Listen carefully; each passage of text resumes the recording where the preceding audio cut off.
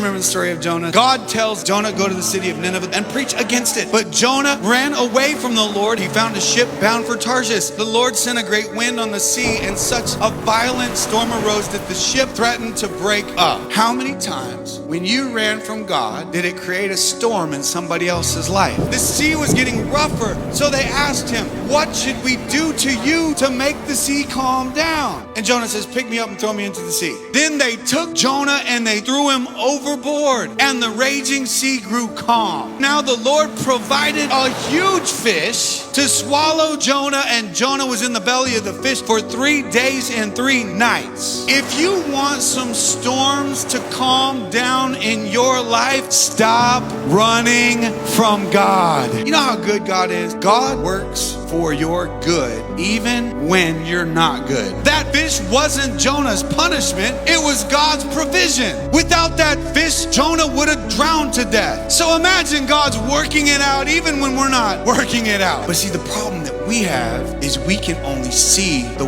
one place that we are in at that moment. We only see what's right in front of us. We see the storm and we don't know what's next, but God sees the ship, the storm, the sea, the fish all at the same time because He's working it together for good. You have to trust God's way. You don't have to understand. You're supposed to trust.